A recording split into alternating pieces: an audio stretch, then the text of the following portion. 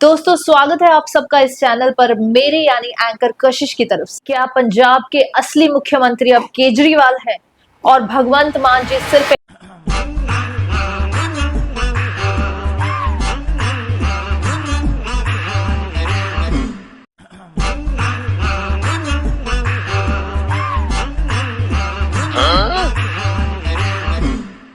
क्या अरविंद केजरीवाल जी 45 करोड़ का शीश महल अब पंजाब में बनाने की सोच रहे हैं?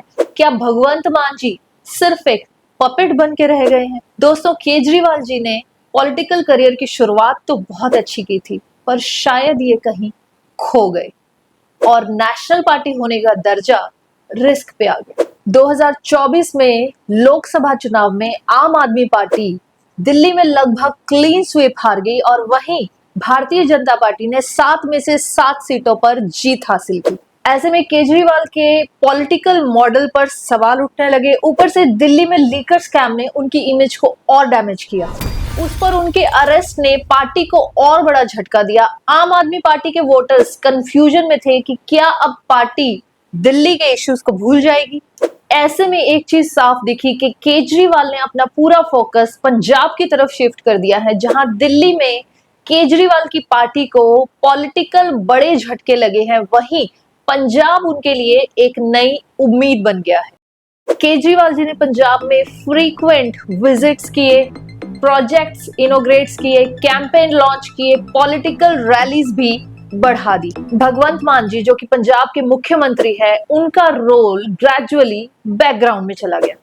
न्यूज ने रिपोर्ट किया कि पंजाब की policy decision, strategy, meetings, political plannings सब कुछ दिल्ली में हो रहा है और केजरीवाल जी डायरेक्टली उसे कंट्रोल कर रहे हैं।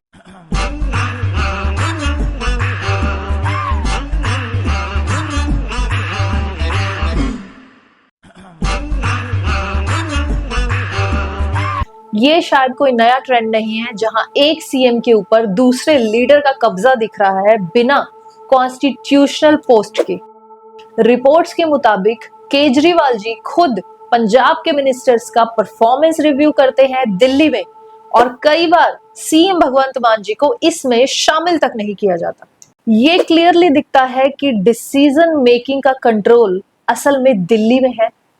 केजरीवाल जी खुद पंजाब के प्रोजेक्ट्स को लॉन्च करते हैं और सीएम भगवंत मान जी का प्रेजेंस उसमें काफी कम हो गया है।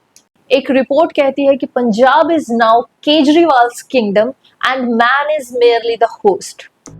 जब केजरीवाल जी अरेस्ट हुए थे तब कुछ दिन के लिए सीएम भगवंत मान जी कुछ एक्टिव दिखे, लेकिन बाद में वापस उनका पॉलिटिकल वेट कम हो गया।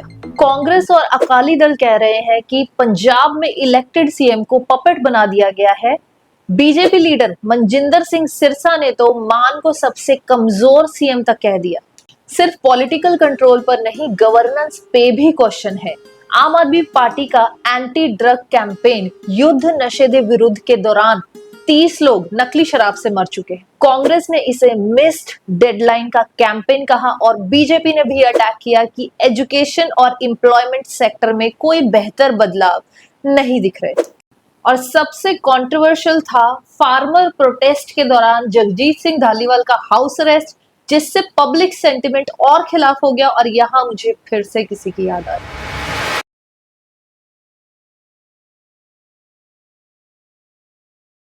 अचानक हलचल के बाद कैमरों ने रिकॉर्ड करना शुरू किया। दिल्ली के रामलीला मैदान पर बाबा रामदेव का काले धन के खिलाफ आंदोलन चल रहा था।